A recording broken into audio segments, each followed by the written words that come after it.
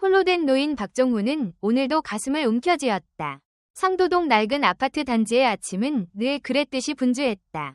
아래 도로에서 들려오는 시끄러운 자동차 경적 소리, 노점 상인들의 외침, 그리고 등교하는 아이들의 웃음소리. 하지만 75세의 박정호에게는 주변 세상이 흐릿해지고 점점 더 강해지는 가슴에 통증에 압도되는 것 같았다. 30평 남짓한 작은 아파트는 아내가 암으로 세상을 떠난 후 지난 30년 동안 그가 살아온 곳이었다. 그녀는 너무 일찍 떠나버렸고 그에게 외동딸 미숙만 남겼다. 당시 미숙은 겨우 15살이었고 그는 혼자서 딸을 키워야 했다. 지금 45세인 미숙은 독립적인 여성이 되어 구로의 봉제 공장에서 일하고 있다. 비록 넉넉한 생활은 아니지만 그들은 항상 서로가 있었다. 아버지, 괜찮으세요? 미숙의 목소리가 작은 부엌에서 들려왔다. 그녀는 출근하기 전에 아침 식사를 준비하고 있었다. 괜찮다. 박정호는 가슴에 찌르는 듯한 통증을 숨기려 애쓰며 말했다. 그는 딸에게 더 많은 걱정을 끼치고 싶지 않았다. 미숙은 이미 봉제 공장에서 하루 12시간, 일주일에 6일을 일하며 집세와 공과금을 내기에 충분한 돈을 벌기 위해 충분히 고생하고 있었다. 박정호는 전통적인 습관대로 자신이 자던 바닥의 이불에서 천천히 일어났다. 그의 다리가 떨렸다. 가슴 통증이 다시 찾아왔고 이번에는 이전보다 더 오래 지속되었다. 그는 벽에 기대어 숨을 헐떡였다.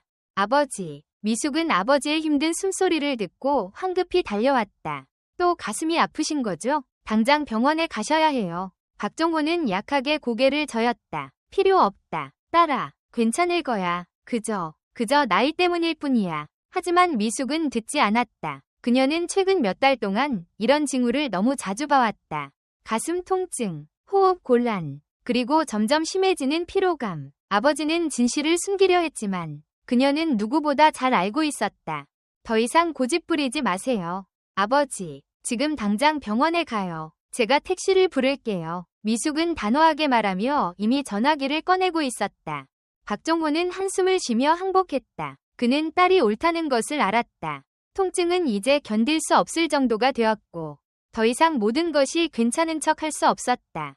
서울대학교 병원으로 가는 택시 안에서 미숙은 아버지의 손을 꽉 잡고 창백한 얼굴을 걱정스럽게 바라보았다. 이것이 아버지의 심장 문제로 병원을 찾는 첫 번째 경우는 아니었지만 이번에는 뭔가 달랐다. 한때 강인했던 남자, 혼자서 그녀를 키운 남자가 이제는 너무나 약하고 취약해 보일 때 미숙의 마음속에 두려움이 커져갔다. 제가 아버지를 돌볼게요. 그녀는 아버지에게 반쯤은 자신에게 하는 약속처럼 속삭였다. 제가 할 수 있는 모든 것을 할게요. 박정호는 약하게 미소 지으며 딸의 손을 토닥였다. 아버지가 알지. 내 딸. 아버지가 알아. 그들이 한국에서 가장 크고 좋은 병원 중 하나인 서울대학교 병원 응급실에 도착했을 때 미숙은 접수 간호사에게 상황을 신속하게 설명했다. 몇 분 내에 박정호는 평가를 위해 안으로 이송되었다. 20년 이상의 경험을 가진 심장 전문의 김준호 박사가 박정호를 검사했다. 심장 소리를 듣고 혈압을 측정하고 증상을 검토한 후 그는 즉시 일련의 검사와 ECG 촬영을 요청했다. 저는 아버님이 불안정한 협심증을 겪고 계시다고 생각합니다. 김 박사는 차분하지만 진지한 어조로 미숙에게 설명했다. 심각성을 확인하기 위해 추가 검사가 필요하지만 즉시 입원하셔야 할 것 같습니다. 그럼 심각한가요? 미숙이 떨리는 목소리로 물었다. 김 박사는 그녀의 눈을 똑바로 바라보았다. 미숙 씨에게 거짓말하지 않겠습니다. 아버님의 상태는 매우 심각할 수 있습니다. 심장마비의 위험이 있으며 그의 나이에는 그것이 매우 위험할 수 있습니다. 우리는 신속히 행동해야 합니다. 미숙은 세상이 무너지는 것 같은 느낌을 받으며 고개를 끄덕였다. 필요한 것은 다 하세요. 선생님, 제발 아버지를 살려주세요. 박정호가 검사를 받으러 간 동안 미숙은 대기실에 앉아 오늘 출근할 수 없다고 공장 관리자에게 전화를 걸었다. 전화선 너머로 까다롭지만 공정한 여성인 박선자 관리자가 한숨을 쉬었다. 또 아버님 때문인가요? 미숙 씨, 이번 달에만 벌써 3번째예요. 죄송합니다, 박 관리자님. 하지만 이번에는 더 심각해요. 아버지가 응급실에 계세요. 짧은 침묵이 흘렀다. 이해해요. 하지만 다음 주까지 완료해야 할 큰 주문이 있다는 걸 알잖아요. 우리는 사람이 부족할 수 없어요. 미숙은 입술을 깨물었다. 제가 시간을 보충할게요. 약속해요. 필요하다면 초과 근무를 하고 주말에도 일할게요. 또 다른 한숨. 알았어요. 하지만 미숙 씨, 이번이 마지막이에요. 다음번에는 다른 사람을 찾아야 할 거예요. 미숙은 등골을 타고 내려가는 한 끼를 느꼈다. 이 일자리가 없다면 그녀는 아버지를 부양하고 늘어나는 의료비를 지불할 방법이 없을 것이다. 감사합니다. 박 관리자님. 이 은혜를 잊지 않을게요. 전화를 끊자 미숙은 붐비는 병원 대기실을 둘러보았다. 그녀처럼 걱정하고 지치고 사랑하는 이들을 두려워하는 수십 명의 다른 사람들. 서울대학교 병원은 한국 최고의 병원 중 하나이지만 또한 가장 비싼 곳 중 하나였다. 그리고 아버지의 상태로 볼 때 비용은 빠르게 증가할 것이다. 미숙은 이전에 입원해서 이미 이를 알고 있었지만 이번에는 아버지의 상태가 훨씬 더 심각해 보여 금액이 얼마나 될지 생각하기도 두려웠다. 2시간의 긴장된 기다림 끝에 김 박사가 미숙에게 돌아왔고 그의 표정은 심각했다. 우리는 검사와 엑스레이를 완료했습니다. 미숙 씨, 저는 아버님의 상태가 처음 생각했던 것보다 더 심각하다고 생각합니다. 그는 심한 관상동맥 협착증이 있습니다. 심장에 혈액을 공급하는 혈관이 막혀 있습니다. 그는 가능한 빨리 수술이 필요합니다. 미숙은 발 아래 바닥이 무너지는 것 같은 느낌이 들었다. 수술이요? 어떤 종류의 수술인가요? 우리는 관상동맥 우회 수술을 제안합니다. 그것은 큰 수술이지만 그의 생명을 구하기 위해 필요합니다. 그것 없이는 아버님은 심각한 심장마비, 심지어 사망의 위험이 높습니다. 미숙은 정보를 소화하려고 노력하며 고개를 끄덕였다. 그리고 비용은 얼마인가요? 이것은 김 박사가 기다리고 있던 질문이었고 대화의 가장 어려운 부분이었다. 수술, 입원 기간, 약물, 그리고 수술 후 관리를 포함하면 우리는 약 2,500만 원 정도를 이야기하고 있습니다. 미숙은 입을 벌렸다. 2,500만 원 미국 달러로 약 2만 달러 이상. 그것은 그녀가 1년 내내 벌 수 있는 금액보다 더 많았다. 저는 어떻게 해야 할지 모르겠어요. 그녀는 더듬거렸다. 김 박사는 그녀를 이해하는 눈으로 바라보았다. 아버님은 국민건강보험이 있으니 그것이 일부를 부담할 것입니다. 그리고 다른 지원 프로그램도 있을 수 있습니다. 재정적 옵션을 탐색하는 데 도움을 줄 수 있는 우리 사회복지사를 소개해드리겠습니다. 미숙은 마비된 듯한 느낌으로 고개를 끄덕였다. 지금 아버지를 볼 수 있을까요? 물론이죠. 그는 305호실에 계십니다. 우리는 그에게 통증을 완화하고 상태를 안정시키기 위한 약을 주었지만 그는 여전히 위식이 있습니다. 미숙은 머리가 어지러운 채 아버지의 방으로 향했다. 어떻게 2,500만 원을 모을 수 있을까? 그녀의 적은 저축은 그 금액의 일부에 불과했다. 그리고 아버지가 국민건강보험이 있다고 해도 특히 최고의 사립병원에서 이런 큰 수술의 경우 일부 비용만 부담할 뿐이었다. 305호실에 들어섰을 때 그녀는 기계와 선 사이에서 작고 약해 보이는 아버지가 침대에 누워있는 모습을 보고 가슴이 아팠다. 박종호는 딸의 발소리를 듣고 눈을 떴고 약한 미소가 그의 입술에 피어났다. 미숙아, 너는 여기 있으면 안 돼. 일하러 가야지. 그는 쉰 목소리로 말했다. 미숙은 눈물을 삼키며 그의 손을 잡았다. 아버지보다 중요한 것은 없어요. 김 박사님과 이야기했어요. 아버지는 수술이 필요하대요. 박종호는 시선을 돌렸다. 알아. 그들이 아버지에게 말했어. 하지만 아버지는 하지 않을 거야. 미숙아, 무슨 말씀을 하시는 거예요? 물론 아버지는 수술을 받으셔야 해요. 살기 위해 필요하잖아요. 박종호는 딸의 눈을 똑바로 바라보았다. 그럼 누가 돈을 낼 거니? 내 딸. 아버지는 그것이 얼마나 비싼지 잘 알아. 아버지는 이미 75살이야. 미숙아, 아버지는 충분한 삶을 살았어. 아버지는 네가 이 부담을 지기를 원하지 않아. 미숙은 결연히 고개를 저었고 이제 눈물이 자유롭게 흘러내렸다. 그렇게 말씀하지 마세요. 절대로 그렇게 말씀하지 마세요. 제가 방법을 찾을게요. 아버지, 약속해요. 제가 아버지를 떠나보내지 않을 거예요. 박종호의 표정이 부드러워졌고 그는 딸의 손을 부드럽게 쥐었다. 아버지의 착한 딸, 너는 항상 강했어. 내 어머니처럼. 미숙은 아버지의 손에 머리를 숙이고 눈물을 흘렸다. 그 순간 그녀는 아버지를 구하기 위해 필요한 것이라면 무엇이든 하겠다고 맹세했다. 무엇이든지. 문턱에 서서 두 사람이 자신의 존재를 알아차리지 못하게 하며 김 박사는 조용히 눈앞의 장면을 지켜보았다. 20년 동안의 의료 경력 동안 그는 무수히 많은 유사한 상황들을 목격해왔다. 질병과 비용의 이중 부담과 싸우는 가족들. 의사로서 그는 환자들을 구하기 위해 최선을 다하겠다고 맹세했다. 하지만 현재의 의료 시스템에서는 때로는 그의 최선의 노력조차도 충분하지 않았다. 김 박사는 박종호의 상태로 볼 때 시간이 매우 중요하다는 것을 알았다. 하지만 그는 또한 각각의 의학적 결정 뒤에는 재정적 고려사항, 보험 정책, 그리고 삶의 냉혹한 현실의 복잡한 네트워크가 있다는 것도 알았다. 그가 조용히 떠날 때 그의 마음속에 결심이 형성되었다. 그는 단지 지불 능력이 없다는 이유로 또 다른 아버지가 떠나게 하지 않을 것이다. 그는 자신의 경력 전반에 걸쳐 그것을 너무 많이 보아왔다. 여전히 아버지의 손을 꽉 잡고 있는 미숙은 아버지의 운명이 의사의 마음을 건드렸다는 것을 알지 못했다. 그 의사는 곧 다가오는 그녀의 싸움에서 예상치 못한 동맹자가 될 것이다. 그 싸움은 단지 질병에 대한 것만이 아니라 그녀와 그녀의 아버지 같은 사람들에게 불리하게 설계된 것 같은 시스템에 대한 것이기도 했다. 아침 햇살이 305호 실이 창문 틈으로 스며들어 박종호의 얼굴을 부드럽게 어루만졌다. 그가 입원한 지 3일이 지났고 약물이 그의 상태를 안정시키는데 도움을 주었지만 모든 사람이 그것이 일시적인 해결책일 뿐이라는 것을 알고 있었다. 수술 없이 지나가는 매일은 그가 심장마비의 위험에 직면하는 하루였다. 미숙은 지난 3일 동안 집에 가서 샤워하고 옷을 갈아입는 짧은 시간을 제외하고는 병원을 떠나지 않았다.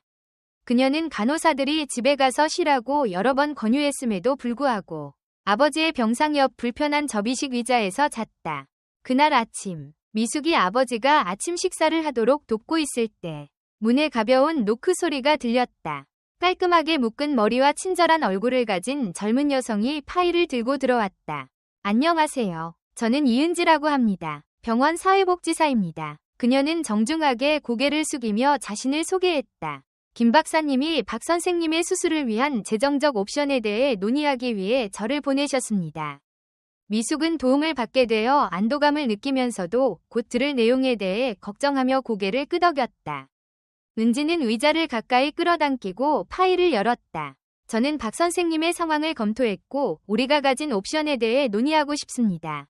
감사합니다. 이 선생님. 미숙이 말했다. 어떤 도움이든 정말 감사합니다. 은지는 주요 문제로 넘어가기 전에 따뜻하게 미소 지었다. 먼저 좋은 소식이 있습니다. 국민건강보험이 박 선생님의 수술 및 치료 비용의 약 60%를 부담할 것입니다. 그러나 그것은 여전히 가족이 직접 부담해야 할 약 1천만 원을 남깁니다. 미숙은 한숨을 내쉬었다. 1천만 원은 여전히 엄청난 금액이었지만 그녀가 두려워했던 2,500만 원보다는 훨씬 적었다. 또한 은지가 계속했다. 우리가 신청할 수 있는 몇 가지 지원 프로그램이 있습니다. 박 선생님은 노인의료지원기금에 자격이 있으며 이는 약 200만 원을 더 부담할 수 있습니다. 그리고 가족의 소득 상태로 볼 때 우리는 또한 긴급 의료 비용 지원 프로그램을 신청할 수 있으며 이는 추가로 100만 원을 제공할 수 있습니다. 미숙은 머릿속으로 빠르게 계산했다. 그럼 우리는 여전히 700만 원이 필요한가요? 은지는 공감하는 표정으로 고개를 끄덕였다. 맞습니다. 그리고 저는 그것이 여전히 큰 금액이라는 것을 이해합니다. 우리는 약간의 저축이 있어요. 미숙이 말했지만 그녀는 이 봉제 공장에서 여러 해 동안 열심히 일해서 모을 수 있었던 전부인 약 200만 원에 불과하다는 것을 알고 있었다. 지금까지 침묵하고 있던 박종호가 마침내 말했다. 나는 내 딸이 그녀의 모든 저축을 나에게 쏟아붓도록 하지 않을 것이다. 그는 약하지만 단호한 목소리로 말했다. 그녀는 그 돈을 위해 너무 열심히 일했다. 아버지, 미숙이 항의했다. 그건 그저 돈일 뿐이에요. 우리는 다시 벌 수 있어요. 아버지의 건강이 더 중요해요. 은지는 두 사람 사이를 바라보며 그들 사이의 깊은 사랑과 희생의 의지를 느꼈다. 이것이 그녀가 이러한 상황을 목격한 첫 번째가 아니었고 그녀는 많은 가족들이 높은 의료비에 직면했을 때 상상할 수 없는 결정을 내려야 했다는 것을 알고 있었다. 우리가 고려할 수 있는 또 다른 옵션이 있습니다. 그녀는 부드럽게 말했다. 병원에는 어려운 상황에 있는 환자들을 위한 자선기금이 있습니다. 그러나 그 기금은 매우 제한적이며 일반적으로 어린이와 즉각적인 긴급 상황에 우선순위가 주어집니다. 하지만 제가 박 선생님을 위해 신청서를 제출할 수 있습니다. 미숙은 그 작은 희망을 붙잡았다. 네, 부탁드립니다. 도움이 될 수 있는 것이라면 무엇이든지요. 저는 또한 여러분을 재정적 지원을 제공할 수 있는 몇몇 비정부 기관과 연결해드리겠습니다. 은지가 덧붙였다. 하지만 솔직히 말씀드려야 합니다. 신청 과정에는 시간이 걸릴 수 있으며 우리가 지원을 받을 것이라는 보장은 없습니다. 바로 그때 김 박사가 심각한 표정으로 방에 들어왔다. 좋은 아침입니다. 그는 박종호와 미숙에게 고개를 숙이며 인사했다. 은지 씨를 만나셨군요. 네. 그녀는 우리가 재정적 옵션을 찾는 것을 돕고 있어요. 미숙이 말했다. 김 박사는 고개를 끄덕인 후 의학적 문제로 넘어갔다. 저는 박 선생님의 최신 검사 결과를 검토했습니다. 상태는 안정적이지만 가능한 한 빨리 수술을 진행하는 것의 중요성을 충분히 강조할 수 없습니다. 우리가 기다리는 매일 심각한 심장마비의 위험은 증가합니다. 미숙은 무엇을 말해야 할지 모르고 아래를 내려다보았다. 은지의 정보 덕분에 재정 상황이 개선되었음에도 불구하고 700만 원은 여전히 채워야 할 큰 격차였고 시간은 빠르게 줄어들고 있었다. 김 박사는 방 안의 무거운 침묵을 관찰하며 결정적인 제안을 했다. 저는 한 가지 제안을 하고 싶습니다. 박 선생님의 상태를 고려했을 때 최상의 치료법은 관상동맥 우회 수술입니다. 그러나 비용이 문제라면 우리는 덜 침습적인 대안을 고려할 수 있습니다. 경피적 관상동맥 중재술 또는 PCI라고 합니다. 이것은 막힌 혈관을 열기 위해 스텐트를 사용하는 절차입니다. 비용은 상당히 낮지만 이 경우 장기적인 결과가 약간 덜 효과적일 수 있습니다. 미숙은 김 박사의 얼굴을 살펴보았다. 그게 안전한가요? 안전하긴 하지만 박 선생님의 특정 상태에서는 우회 수술이 이상적입니다. 김 박사가 정직하게 대답했다. 하지만 때로는 최선의 치료와 현실적으로 가능한 것 사이에서 타협점을 찾아야 합니다. 미숙은 고개를 흔들었다. 아니요. 저는 아버지가 최고의 치료를 받기를 원합니다. 어떻게든 방법을 찾겠습니다. 김 박사와 은지는 놀란 표정으로 미숙을 바라보았다.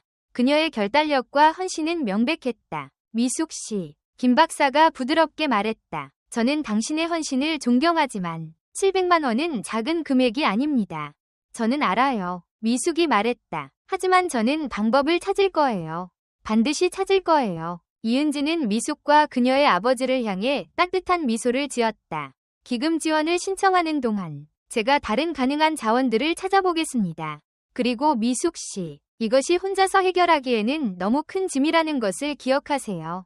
도움을 청하는 것은 괜찮습니다. 미숙은 고마워하며 고개를 끄덕였다. 감사합니다. 은지 씨. 의료진이 나간 후 미숙은 아버지 옆에 앉아 그의 손을 잡았다. 걱정하지 마세요. 아버지, 제가 다 해결할게요. 박종호는 약하게 미소 지었다. 미숙아, 너는 항상 그렇게 강했단다. 하지만 이번에는 우리가 현실적이어야 할 수도 있어. 아버지, 지금 그만두세요. 저는 포기하지 않을 거예요. 미숙은 병실을 나와 병원 복도를 걸으며 생각을 정리했다. 그녀는 그녀가 가진 모든 옵션을 생각했다. 200만 원의 저축, 정부 보조금, 병원 자선기금의 가능성. 하지만 그것은 여전히 충분하지 않았다. 그녀는 더 많은 돈이 필요했다. 그리고 그것은 한 가지 명확한 옵션을 남겼다. 미숙은 병원 근처의 작은 공원 벤치에 앉아 휴대폰을 꺼냈다. 떨리는 손으로 그녀는 지역 부동산 중개인인 장현수에게 전화를 걸었다. 그녀와 아버지의 작은 아파트는 그들이 가진 유일한 자산이었다. 그것은 오래되었고 초라했지만 그들의 유일한 집이었다. 그리고 지금 미숙은 그것을 팔아야 했다. 장씨, 안녕하세요. 박미숙입니다. 상도동 브라운 아파트 3단지 204호. 아, 네. 미숙씨, 오랜만이군요. 어떻게 지내세요? 미숙은 목구멍에 덩어리가 생기는 것을 느꼈다. 저는 우리 아파트를 팔아야 할 것 같아요. 최대한 빨리요. 정말요? 무슨 일이 있나요? 현수가 물었다. 아버지가 아프세요. 수술이 필요해요. 오, 그것 참 유감이군요. 현수가 말했다. 그런데 솔직히 말씀드리자면 지금은 부동산 시장이 아주 좋지 않아요. 특히 오래된 아파트는요. 최근에 당신 동네 비슷한 곳이 1억 원 정도에 팔렸어요.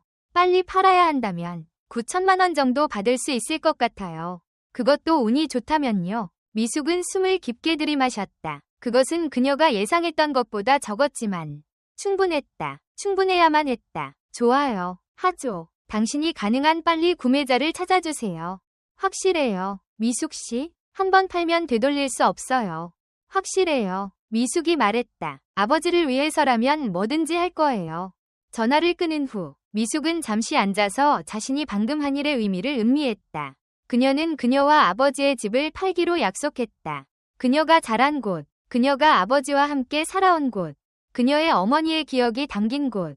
그러나 후회는 없었다. 아버지가 살아있어야 기억이 의미가 있을 것이다. 병원으로 돌아가는 길에 미숙은 또 다른 통화를 했다. 이번에는 그녀의 가장 오랜 친구 이지영에게. 지영은 구로에 있는 같은 봉제 공장에서 미숙과 함께 일했고 그들은 거의 20년 동안 서로를 알고 있었다. 지영아, 나 부탁 좀 들어줄래? 물론이지. 미숙아, 무슨 일이야? 너 혹시 내가 당분간 너의 집에 머물 수 있을까? 뭐? 무슨 일이 있어? 미숙은 상황을 설명했다. 아버지의 질병, 수술의 필요성, 그리고 아파트를 팔기로 한 그녀의 결정. 전화기 너머로 긴 침묵이 흘렀다. 오, 미숙아, 지영이 마침내 말했다. 물론 너희는 내 집에 머물 수 있어. 필요한 만큼 오래. 하지만 너는 확실해? 너희 집을 파는 건 큰일이야. 아버지가 죽게 내버려 둘 수는 없어. 지영아, 선택의 여지가 없어. 알았어. 내가 도울 수 있는 일이 있으면 뭐든지 말해. 미숙은 안도의 한숨을 내쉬었다. 최소한 이제 그녀는 아버지의 수술을 위한 돈과 그들이 살 곳이 있었다. 일시적일지라도 장기적인 계획에 대해서는 나중에 생각할 것이다. 지금은 아버지의 생명을 구하는 것이 중요했다. 병원으로 돌아온 미숙은 김 박사를 찾아 그녀의 결정을 알렸다. 김 박사님, 저는 수술 비용을 마련했어요. 우리는 우회 수술을 진행할 수 있어요. 김 박사는 놀라움과 우려가 섞인 표정으로 그녀를 바라보았다. 그렇게 빨리요? 어떻게요? 미숙은 머리를 들고 자신감 있게 그를 바라보았다. 그것은 중요하지 않아요. 중요한 것은 아버지가 필요한 수술을 받을 수 있다는 거예요. 김 박사는 그녀의 눈에서 결단력을 보았고 더 이상 묻지 않기로 했다. 좋습니다. 우리는 수술을 내일 아침으로 예약할 것입니다. 오늘 밤 박 선생님은 금식하셔야 하고 우리는 몇 가지 최종 검사를 실시할 것입니다. 감사합니다. 김 박사님, 미숙이 말했다. 정말 감사합니다. 김 박사는 눈길을 돌리기 전에 잠시 그녀의 눈을 응시했다. 미숙이 무엇을 희생했는지 그는 정확히 알 수 없었지만 그는 그것이 작은 것이 아니라는 것을 알았다. 이러한 희생은 그에게 새로운 것이 아니었다. 그는 자신의 경력 동안 환자들의 가족들이 사랑하는 사람을 구하기 위해 상상할 수 없는 희생을 하는 것을 너무 자주 보아왔다. 그들의 집, 그들의 평생 저축, 때로는 그들의 미래까지도, 그리고 그의 마음 깊은 곳에서 그는 그것이 옳지 않다는 것을 알았다. 사람들이 생존을 위해 그들의 삶을 완전히 뒤집어야 하는 의료 시스템은 깨진 것이었다. 하지만 지금은 그러한 생각을 할 시간이 아니었다. 지금은 박종호의 생명을 구하는 데 집중해야 했다. 미숙은 아버지의 방으로 돌아가 그에게 좋은 소식을 전했다. 아버지, 수술이 내일 아침에 있을 거예요. 모든 것이 준비되었어요. 박종호는 놀란 표정으로 딸을 바라보았다. 어떻게 그렇게 빨리 돈을 구했니? 미숙은 미소 지었다. 가능한 한 밝게 보이려고 노력하며. 걱정하지 마세요. 아버지, 모든 것이 잘 될 거예요. 당신은 그저 나아지는 데 집중하세요.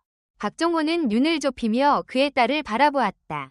그는 그녀가 무언가를 숨기고 있다는 것을 알았다. 하지만 지금은 그것을 밀어붙일 에너지가 없었다. 너는 항상 그렇게 완고했지. 우리 딸, 내 어머니를 닮았어. 미숙은 웃음을 지었다. 진짜로 이번에는 다들 그렇게 말해요. 내 수술 준비가 된 것 같으니 내가 요청할 것이 하나 있단다.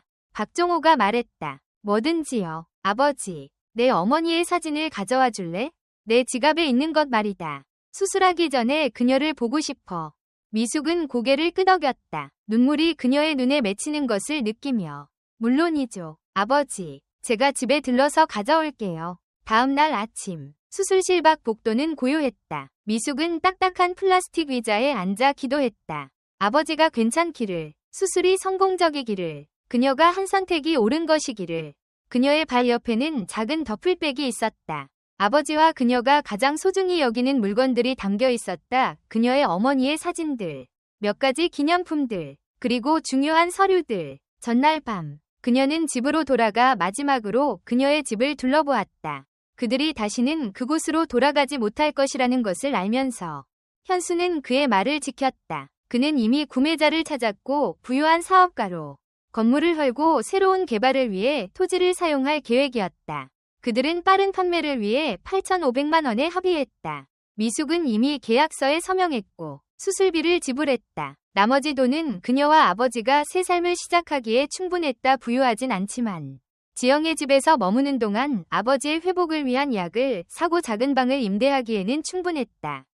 몇 시간이 지났고 수술실 문이 마침내 열렸다. 김 박사가 나왔다. 수술 모자를 벗고 땀에 젖은 이마를 닦으며 미숙 씨, 그가 말했다. 그의 표정은 읽기 어려웠다. 미숙은 일어서서 그녀의 심장은 마구 뛰었다. 김 박사님, 아버지는 어떠신가요? 김 박사의 얼굴에 미소가 피어났다. 수술은 성공적이었습니다. 우리는 막힌 혈관을 우회하고 심장으로의 혈류를 회복했습니다. 그는 강한 사람입니다. 당신의 아버지는. 미숙은 놀라움과 안도감으로 숨을 들이마셨다. 오, 감사합니다. 박사님, 정말 감사합니다. 그는 지금 회복실에 있습니다. 그는 여전히 마취에서 깨어나고 있고 우리는 그를 면밀히 모니터링할 것입니다. 하지만 모든 징후는 좋습니다. 당신은 그를 1시간 후에 볼 수 있을 것입니다. 미숙은 고개를 끄덕였고 눈물이 그녀의 볼을 타고 흘러내렸다. 이번에는 안도감의 눈물이었다. 정말 감사합니다. 김 박사님, 당신이 아버지를 구했어요. 김 박사는 부드럽게 미소 지었다. 그것은 팀 전체의 노력이었습니다. 그리고 당신의 노력이기도 합니다. 미숙 씨, 당신이 돈을 마련하기 위해 무엇을 했는지 말하지 않았지만 저는 그것이 쉬운 결정이 아니었다는 것을 알고 있습니다. 미숙은 그에게 진실을 빚지고 있다고 느꼈다. 우리는 아파트를 팔았어요. 김 박사의 눈이 슬픔으로 깜빡였지만 그는 놀라지 않았다. 이해합니다. 당신의 희생은, 그것은 감동적입니다. 미숙 씨, 선택의 여지가 없었어요. 미숙이 단순히 말했다. 김 박사는 고개를 끄덕였다. 당신의 아버지는 매우 행운이 좋은 분입니다. 당신과 같은 딸이 있어서 그가 깨어나면 저는 그의 상태와 회복 과정에 대해 자세히 설명해드리겠습니다. 지금은 잠시 쉬는 것이 좋겠습니다. 미숙은 그의 조언을 받아들였고 병원 카페테리아로 향했다. 그녀는 36시간 이상 제대로 먹지 않았고 아드레날린의 급증이 가라앉으면서 갑자기 너무 피곤하고 배고프다는 것을 실감했다. 그녀가 작은 식사와 커피를 마치고 있을 때 이은지가 그녀를 찾아왔다. 미숙 씨, 은지가 말했다. 미소 지으며 좋은 소식을 들었습니다. 정말 기쁩니다. 당신의 아버지가 수술을 잘 견디셨다니요. 고마워요. 은지 씨, 미숙이 말했다. 저도 정말 안도하고 있어요. 제가 앉아도 될까요? 미숙은 고개를 끄덕이며 그녀 맞은편의 의자를 가리켰다. 미숙 씨, 은지가 자리에 앉으며 말했다. 저는 당신이 수술비를 지불했다는 것을 알았습니다. 그리고 저는 어떻게 그 돈을 구했는지 추측할 수 있어요. 미숙은 슬프게 미소 지었다. 우리 아파트를 팔았어요. 우리가 가진 유일한 것이었어요. 은지는 동정의 표정으로 고개를 끄덕였다. 저는 그렇게 생각했어요. 그리고 저는 당신이 어디에 머물 계획인지 궁금했어요. 친구가 있어요. 지영이라고. 그녀는 당분간 우리를 머물게 해줄 거예요. 그리고 나서, 글쎄요. 우리는 작은 월세방을 구할 수 있을 거예요. 저에게는 약간의 돈이 남았어요. 은지는 잠시 미숙을 바라보았다. 결정을 내리기 위해 내적 갈등을 겪는 것처럼. 그런 다음 그녀는 그녀의 가방에서 폴더를 꺼냈다. 제가 이것을 당신에게 보여드리고 싶어요. 그녀는 미숙에게 폴더를 밀어주며 말했다. 호기심을 느끼며 미숙은 폴더를 열었다. 안에는 지원서가 있었다. 노인 및 장애인을 위한 공공주택 프로그램이라는 제목이 붙은. 이것은 무엇인가요? 미숙이 물었다. 정부가 저소득 노인들과 그들의 보호자들을 위한 보조금 지원주택을 제공하는 프로그램입니다. 은지가 설명했다. 저는 당신의 아버지를 위해 신청서를 제출했고 좋은 소식이 있습니다. 그가 승인되었습니다. 미숙은 충격으로 폴더를 응시했다. 정말요? 하지만 어떻게요? 이런 프로그램들은 보통 대기 목록이 길다고 들었어요. 은지는 약간 부끄러워하며 미소를 지었다. 저는 몇 가지 줄을 당겼어요. 저는 프로그램 관리자 중 한 명을 알고 있고 그에게 당신의 상황을 설명했어요. 당신 아버지의 건강 상태와 그의 나이를 고려해서 그들은 당신의 케이스에 우선순위를 두기로 결정했어요. 미숙은 말문이 막혔다. 작은 희망의 빛이 그녀의 마음에 피어올랐다. 그것은 무엇을 의미하나요? 정확히? 그것은 당신과 당신의 아버지가 작지만 깨끗한 아파트에 살 수 있다는 것을 의미합니다. 시장 가격보다 훨씬 저렴한 임대료로요. 그것은 성북구에 있어요. 당신의 현재 동네보다 조금 더 멀지만 버스 노선이 좋고 병원과 가깝습니다. 당신 아버지의 상태를 고려하면 그것은 중요할 것입니다. 미숙은 눈물이 그녀의 눈을 가득 채우는 것을 느꼈다. 은지 씨, 저는 어떻게 감사해야 할지 모르겠어요. 은지는 손을 내밀어 미숙의 손을 잡았다. 감사하지 마세요. 이것이 바로 제 직업이에요. 그리고 바로 이런 순간을 위해 제가 이 일을 하는 거예요. 입주는 언제부터 가능한가요? 아파트는 다음 주부터 준비될 것입니다. 당신의 아버지가 병원에서 퇴원할 때쯤 딱 맞을 거예요. 미숙은 고개를 저었다. 놀라움과 감사함으로 압도되어 저는 정말 감사합니다. 하나 더 있어요. 은지가 말했다. 그녀의 가방에서 또 다른 문서를 꺼내며 김 박사님이 당신 아버지의 케이스를 병원윤리위원회에 가져갔고 그들은 특별한 결정을 내렸어요. 당신이 지불한 수술비의 30%가 환불될 거예요. 미숙은 숨을 들이마셨다. 어떻게요? 김 박사님은 매우 설득력이 있었습니다. 은지가 미소 지으며 말했다. 그는 병원이 당신 같은 상황에 있는 가족들을 위한 더 나은 제도를 가지고 있어야 한다고 주장했습니다. 그는 당신의 이야기를 이사회에 전했고 그들은 깊은 인상을 받았습니다. 이것이 그들이 할 수 있는 최선이었습니다. 미숙은 울음을 터뜨렸다. 며칠 동안 쌓인 스트레스와 감정이 한꺼번에 방출되었다. 이 낯선 사람들의 친절과 동정은 그녀에게 압도적이었다. 그녀는 세상이 종종 차갑고 무관심할 수 있다고 생각했지만 지금 그녀는 그것이 또한 따뜻함과 관대함으로 가득 차 있다는 것을 상기받았다. 저는 당신이 오늘 충분히 감정적인 것을 알아요. 은지가 말했다. 그녀의 눈에도 눈물이 맺히며 하지만 저는 당신이 혼자가 아니라는 것을 당신이 알기를 원했어요. 회복실에서 박종호는 천천히 의식을 되찾았다. 그의 시야가 초점을 맞추기 시작했을 때 그가 처음 본 것은 미숙의 얼굴이었다. 그의 침대 옆에 서 있는 미숙아, 그가 쉰 목소리로 말했다. 아버지, 미숙이 말했다. 그의 손을 잡으며 수술은 성공적이었어요. 당신은 괜찮을 거예요. 박종호는 약하게 미소 지었다. 내 용감한 딸, 네가 우리 집을 팔았다고 그들이 말해줬다. 미숙은 고개를 끄덕였다. 네, 아버지. 하지만 걱정하지 마세요. 우리는 새로운 집을 갖게 될 거예요. 모든 것이 잘 될 거예요. 박종호의 눈에서 눈물이 흘러내렸다. 미안하구나, 딸아. 내가 너에게 짐이 되다니. 아버지, 그런 말씀 마세요. 미숙이 단호하게 말했다. 당신은 절대 제게 짐이 아니에요. 당신은 제 아버지예요. 제가 어렸을 때 저를 돌봐주셨고 이제는 제가 당신을 돌볼 차례예요.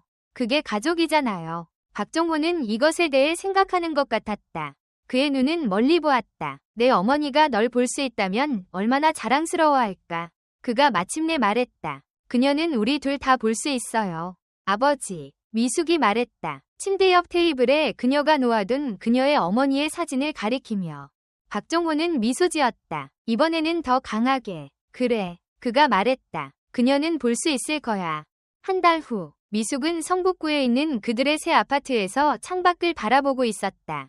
그것은 그들의 옛 아파트보다 작았지만 깨끗하고 잘 관리되었으며 무엇보다도 그것은 그들의 집이었다. 은지의 도움으로 그들은 기본 가구를 갖출 수 있었고 지연과 몇몇 친구들이 이사를 도왔다. 박종호는 소파에 앉아 있었다. 아직 회복 중이지만 매일 조금씩 강해지고 있었다. 그는 그의 약을 규칙적으로 복용하고 있었고 미숙은 그가 의사의 모든 지시를 따르도록 했다. 병원 환불 덕분에 그들은 그의 지속적인 치료를 위한 약을 살 여유가 있었다. 음식 냄새가 좋구나. 박종호가 말했다. 부엌에서 저녁을 준비하는 미숙에게 아버지가 좋아하는 걸 만들고 있어요. 된장찌개. 미숙이 말했다. 냄비를 저으며 너는 항상 그것을 잘 만들었지. 그가 말했다. 자랑스럽게 미소 지으며 미숙은 그녀의 아버지를 바라보았다. 그가 얼마나 많이 나아졌는지에 감사했다. 수술 후 그의 색이 돌아왔고 그의 에너지도 서서히 돌아오고 있었다. 의사들은 그의 회복에 만족했고 그의 심장은 잘 기능하고 있었다. 초인종이 울렸고 미숙은 문으로 갔다. 그녀가 문을 열었을 때 김 박사와 이은지가 서 있었다. 둘 다 미소 짓고 있었다. 김 박사님, 은지 씨, 들어오세요. 제발. 미숙이 말했다. 놀랍고 기쁘게. 그들은 안으로 들어왔고 김 박사는 박종호에게 인사했다. 박 선생님, 보기 좋습니다. 당신은 좋아 보이시네요. 김 박사 덕분입니다. 박종호가 말했다. 존경의 표시로 가능한 한 깊게 고개를 숙이며. 아니요, 박 선생님. 그것은 당신의 강한 의지와 당신 딸의 헌신 덕분입니다. 김 박사가 말했다. 뭐 좀 드실래요? 미숙이 물었다. 저는 방금 저녁을 준비하고 있었어요. 고맙지만 우리는 오래 머물 수 없어요. 은지가 말했다. 우리는 당신과 나눌 뉴스가 있어서 들렀어요. 뉴스요? 미숙이 물었다. 호기심이 생기며. 김 박사는 가방에서 서류 봉투를 꺼냈다. 당신의 아버지의 케이스와 다른 유사한 케이스들이 병원 이사회에 깊은 인상을 주었습니다. 그들은 변화가 필요하다는 것을 깨달았습니다. 그는 봉투를 열고 문서를 꺼냈다. 병원은 새로운 프로그램을 시작하기로 결정했습니다. 심장치료기금이라고 불리는 것입니다. 그것은 심장질환이 있는 저소득 노인 환자들을 돕기 위한 것입니다.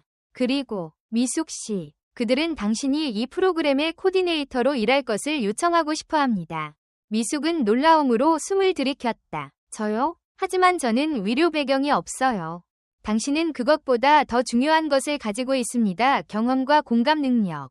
은지가 말했다. 당신은 이 상황을 경험했습니다. 당신은 가족들이 무엇을 겪고 있는지 이해합니다. 당신은 그들을 도울 수 있는 이상적인 사람입니다. 그러나 저의 현재 직업은 미숙이 시작했다. 이 직책은 전일제이며 당신이 현재 봉제 공장에서 버는 것보다 더 많은 급여를 제공합니다. 김 박사가 말했다. 그리고 그것은 당신이 집에서 더 가까운 곳에서 일할 수 있게 해줄 것입니다. 그래서 당신은 당신의 아버지를 더 잘 돌볼 수 있습니다. 미숙은 말을 잃었다. 이것은 그녀가 상상할 수 있는 것보다 더 많았다. 새로운 직업, 더 나은 급여, 의미 있는 일, 그리고 그것은 모두 그녀의 아버지의 병에서 비롯되었다. 저는 모르겠어요. 이것은 너무 갑작스러워요. 그녀가 마침내 말했다. 당신이 생각할 시간이 필요하다는 것을 이해합니다. 김 박사가 말했다. 하지만 우리는 당신이 완벽하다고 믿습니다. 당신이 아버지를 위해 한 것을 보고 우리는 당신이 프로그램을 이끌 열정과 결단력을 가지고 있다는 것을 알았습니다. 미숙은 아버지를 바라보았다. 그의 눈은 자랑스러움으로 빛나고 있었다. 내 딸은 항상 다른 사람들을 돕는 큰 마음을 가지고 있었습니다. 박종호가 말했다. 그녀는 어려서부터 그랬습니다. 그래서 우리가 그녀를 원하는 이유입니다. 은지가 미소 지으며 말했다. 미숙은 깊게 숨을 들이쉬었다. 시간을 주시면 생각해 볼게요. 하지만 저는 이미 마음이 기울고 있는 것 같아요. 김 박사는 미소 지었다. 훌륭합니다. 우리는 당신의 답변을 기다리겠습니다. 그는 문서를 그녀에게 건넸다. 여기 모든 세부사항이 있습니다. 질문이 있으시면 언제든지 연락해 주세요. 그들이 떠난 후 미숙은 소파에 아버지 옆에 앉았다. 여전히 이 갑작스러운 변화에 압도되어. 아버지, 제가 이것을 할 수 있을까요? 그녀가 물었다. 불확실하게. 물론 할 수 있지. 내 딸. 박종호가 확신을 가지고 말했다. 너는 항상 어려운 시간에 강해졌어. 그리고 이것은 좋은 일을 하면서 더 나은 삶을 살 기회란다. 미숙은 그의 손을 잡았다. 저는 정말 다른 사람들을 돕고 싶어요. 저희처럼요. 사람들이 집을 팔거나 파산하지 않고도 치료를 받을 수 있도록 말이에요. 그렇다면 그것이 네가 해야 할 일이야. 그가 단순히 말했다. 다음 날 미숙은 병원에 전화해서 제안을 수락했다. 일주일 후 그녀는 그녀의 새로운 역할을 시작했다. 심장질환으로 고통받는 저소득 환자들의 가족들을 돕는. 그녀는 그들이 재정적 옵션을 탐색하고 지원 프로그램을 찾고 의료 시스템을 이해하도록 도왔다. 그녀의 개인적인 경험은 그녀가 그들의 투쟁과 두려움을 진정으로 이해하도록 해주었다. 몇 달 후 미숙은 병원 복도를 걸어가고 있었을 때 한 여성이 그녀를 불렀다. 박미숙 씨? 그녀가 물었다. 미숙은 멈춰서 돌아보았다. 그녀 앞에는 그녀의 나이 정도 되는 여성이 서 있었고 그녀의 눈은 피곤했지만 희망으로 가득 차 있었다. 네, 제가 미숙입니다. 그녀가 말했다. 제 이름은 서지훈입니다. 여성이 말했다. 제 어머니가 심장 문제로 입원해 계세요. 김 박사님이 저에게 당신에게 이야기하라고 했어요. 그는 당신이 저를 도울 수 있을 거라고 했어요. 미숙은 이 낯선 여성의 눈에서 자신의 모습을 보았다. 몇 달 전이 절망적이고 두려웠지만 결단력이 있었던 그녀는 부드럽게 미소 지었다. 물론이죠. 지훈 씨. 그녀가 말했다. 그녀의 손을 내밀며 제가 도와드리겠습니다. 커피 한잔 하면서 이야기할까요? 당신의 어머니에 대해 말해주세요. 미숙이 지훈과 함께 병원 카페로 걸어가는 동안 그녀는 자신의 여정이 얼마나 멀리 왔는지 생각했다. 그녀의 아버지의 병은 그들의 삶을 뒤집어 놓았지만 그것은 또한 예상치 못한 축복을 가져왔다. 새로운 집, 새로운 직업, 그리고 다른 사람들을 돕는 새로운 목적. 때로는 가장 큰 도전이 가장 뜻밖의 방식으로 축복으로 바뀔 수 있다는 것을 그녀는 깨달았다. 병원의 다른 쪽에서 김 박사는 자신의 진료실 창문을 통해 미숙과 지훈이 함께 걸어가는 것을 지켜보았다. 그는 미소 지었다. 이것이 그가 의사가 된 이유였다. 사람들을 돕기 위해, 생명을 구하기 위해, 그리고 때로는 전체 시스템을 조금씩 더 나은 방향으로 바꾸기 위해. 2년 후 서울대학교 병원의 회의실은 사람들로 가득 찼다. 오늘은 심장치료기금 위 2주년 기념일이었고 그들은 프로그램의 성공을 축하하고 있었다. 미숙은 방위 앞에 서 있었고 슬라이드 프레젠테이션을 마무리하고 있었다. 2년 동안 우리는 212명의 환자들과 그들의 가족들을 도왔습니다. 그녀가 자랑스럽게 발표했다. 그리고 더 중요한 것은 우리는 다른 5병원들이 유사한 프로그램을 시작하도록 영감을 주었다는 것입니다. 청중은 박수를 쳤고 가장 크게 박수를 치는 사람은 그녀의 아버지 박종호였다. 이제 77세인 그는 건강했고 활기찼으며 정기적인 검진과 약물 치료 덕분에 그의 심장은 잘 기능하고 있었다. 심장질환은 우리나라에서 주요 사망 원인 중 하나입니다. 미숙이 계속했다. 하지만 너무 자주 치료에 대한 접근은 재정적 상황에 의해 결정됩니다. 우리의 목표는 모든 사람이 그들의 은행 계좌의 크기에 관계없이 필요한 치료를 받을 수 있도록 하는 것입니다. 발표 후 여러 사람들이 미숙에게 축하의 말을 전하기 위해 다가왔다. 그 중에는 서지훈도 있었다. 미숙의 첫 번째 의뢰인들 중 하나였고 이제는 친한 친구가 된 멋진 발표였어. 미숙아, 지훈이 말했다. 그녀를 포옹하며 너는 많은 사람들의 삶을 바꾸고 있어. 우리 모두가 그런 거야. 미숙이 대답했다. 미소 지으며 어머니는 어떠세요? 아주 좋아. 지훈이 말했다. 빛나는 미소로. 그녀는 정원 가꾸기를 시작했고 이제는 그것에 푹 빠져 있어. 너희 아버지도 정원 동호회에 가입하라고 그녀가 계속 주장하고 있어. 미숙은 웃었다. 그거 참 좋은 생각이네요. 아버지는 요즘 더 많은 취미가 필요해요. 어쩌면 내가 그들을 소개해줘야 할 것 같아요. 김 박사가 그들에게 다가왔다. 이은지와 함께 축하합니다. 미숙 씨, 프로그램은 우리가 희망했던 것보다 더 성공적입니다. 감사합니다. 김 박사님, 미숙이 말했다. 하지만 그것은 당신의 비전과 은지 씨의 지원 없이는 불가능했을 거예요. 그것은 팀워크였습니다. 은지가 말했다. 그리고 더 중요한 것은 그것은 우리 의료 시스템의 변화를 향한 첫 번째 단계였습니다. 다음 단계는? 지훈이 물었다. 미숙과 김 박사는 서로를 바라보았다. 둘 다 미소 짓고 있었다. 우리는 더 크게 생각하고 있습니다. 김 박사가 말했다. 국가적인 프로그램을 만드는 것에 대해. 그리고 우리는 보건복지부에서 경청하고 있는 몇몇 귀가 있습니다. 미숙이 덧붙였다. 대화가 계속되는 동안 미숙은 멈추고 잠시 이 순간을 받아들였다. 2년 전, 그녀는 아버지의 생명을 구하기 위해 필사적으로 싸우고 있었다. 이제, 그녀는 수백 명이 다른 사람들의 삶을 개선하는 데 도움을 주고 있었다. 삶은 때로는 가장 예상치 못한 방식으로 변화한다. 행사가 끝나고, 미숙은 아버지와 함께 집으로 걸어갔다. 그들의 작은 아파트는 여전히 그들의 안식처였고, 비록 크지는 않았지만, 그것은 사랑과 감사로 가득 차 있었다. 오늘 네가 정말 자랑스럽구나. 미숙아, 박종호가 말했다. 그들이 길을 따라 천천히 걸으며. 고마워요, 아버지. 미숙이 말했다. 그의 팔에 자신의 팔을 감으며. 당신 없이는 이 모든 것이 일어나지 않았을 거예요. 박종호는 웃었다. 그래, 내가 아프지 않았다면 너는 이 모든 사람들을 도울 수 없었을 거야.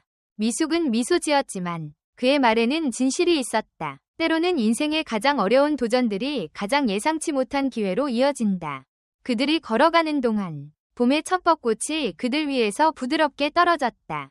미숙은 아버지가 그의 손을 뻗어 하늘에서 떨어지는 꽃잎을 잡는 것을 지켜보았다.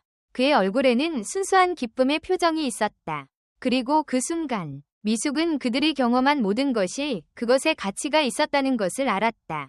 그들의 여정은 그들의 집을 잃는 것으로 시작되었지만 그것은 더 큰 의미의 집을 찾는 것으로 이어졌다. 서로에 대한 사랑, 지역사회와의 연결, 그리고 더 넓은 세상에 기여하는 것의 충족감. 집에 도착했을 때 박종호는 부엌 테이블에 앉아 그의 약을 복용했다. 이제는 매일의 일상이 되어버린 미숙은 저녁 식사를 준비하기 시작했고 그들이 하루의 사건들에 대해 이야기하는 동안 그녀는 행복을 느꼈다. 아버지, 그녀가 말했다. 야채를 다듬으며 가끔 제가 우리 옛 아파트가 그리울 것이라고 생각했어요. 하지만 이상하게도 그렇지 않아요. 집은 건물 이상의 것이라는 것을 깨달았어요. 박종호는 지혜롭게 고개를 끄덕였다. 집은 우리가 우리 자신일 수 있는 곳이야. 미숙아, 그리고 우리는 서로가 있으니 우리는 항상 집에 있는 거야. 미숙은 미소 지었다. 그녀의 아버지는 항상 가장 간단한 방식으로 가장 심오한 진실을 표현하는 방법을 알고 있었다. 밖에서 도시의 소리가 계속되었다. 자동차 경적, 사람들의 대화, 끝없는 삶의 활기. 하지만 이 작은 아파트 안에서 아버지와 딸 사이에는 평화가 있었다. 폭풍을 견뎌내고 도전을 극복하고 예상치 못한 축복을 발견함으로써 얻어진 평화. 그리고 그들이 식사를 함께하며 일상의 사소한 것들에 대해 이야기하는 동안 그들의 이야기는 계속되었다. 약과 병상을 위한 싸움으로 시작되었지만 이제는 희망, 치유, 그리고 모든 사람이 존엄성과 돌봄을 누릴 자격이 있다는 단순하고 강력한 믿음의 이야기로 변화되었다.